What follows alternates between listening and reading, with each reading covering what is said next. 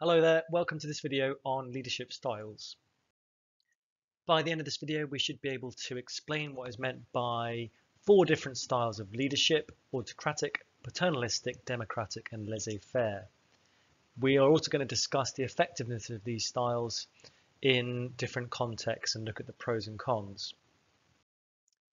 Before we do that, let's have a quick pit stop here to distinguish between what is management and leadership. Management is the day-to-day organization of the business, for example, staffing, whereas leadership is about having a vision, sharing that vision with others and providing direction. So it's a more holistic, higher level attribute. Management's more day-to-day nitty-gritty. And we have a range of different leadership styles that leaders may adopt. On the right-hand side, quite strict with the megaphone there, autocratic. On the left-hand side, a more decentralized laissez-faire approach. Let's start off with autocratic leadership.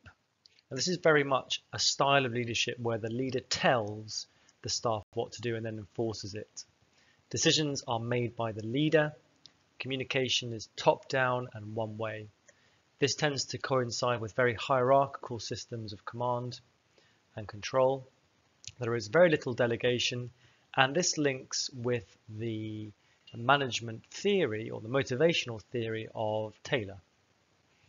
Some advantages: well, we've got a high level of control which ensures a consistent approach. Some disadvantages: it may stifle creativity. Subordinates need a lot of supervision. There's a lot of rungs here for management if we've got a lot of levels of the hierarchy, and motivation levels tend typically to be worse. But this can be appropriate when tasks are time critical. We haven't got time for a big discussion about this. I just need to do it and do it now. Maybe if employees lack the skill to make good decisions, or if the consequences of making mistakes are very high, then the leader may decide that it's most appropriate just to tell the workforce what to do. Now let's look at paternalistic leadership.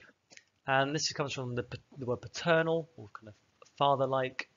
This is a slightly softer form of authoritarian leadership. Again, the leader makes all of the decisions and consultation is not required. And it's based on the idea that there is no conflict between what's best for the organization and what is best for the workers. So this is slightly softer than being autocratic or authoritarian, and it links more with Mayo's management of motivational theory. So paying attention to employee needs and viewing the workplace as a community. Some advantages: maybe higher levels of motivation as work is driven by a sense of community and loyalty.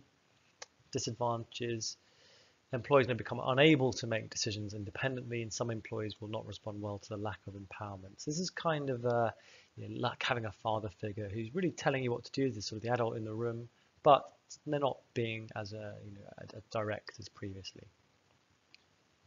So this is appropriate where workers perceive the leader as being best placed to make good decisions and when they have total trust in the leader. Let's move on now to democratic. So we've moved across the spectrum a little bit now. And this is where employees participate in decision making. So democratic, democracy, power to the people. Communication is two-way. There's an emphasis on consultation and delegation. And this tends to link with flatter organizational structures, more decentralized structures. And this links with Herzberg and Maslow's higher order needs. Advantages: well, now we probably start to get slightly higher levels of motivation as workers are consulted or empowered. Quality decision making may improve, and it helps to create a pipeline of future leaders. Disadvantages: consultation can slow the decision making process, and there may be a slightly inconsistent approach throughout the organization if local area managers are having some form of autonomy. This is appropriate where workers are skilled and want to have a say in decisions, and where markets are dynamic and a responsive approach is required. Finally, at the far end of the spectrum, we have laissez-faire leadership. And this is where the leader has little input into day-to-day decision making. So very much a conscious decision to delegate power to the workforce. Subordinates are provided with the tools, resources needed, and then let's get off with the job. Managers, the employees, have the freedom to do what they think is best.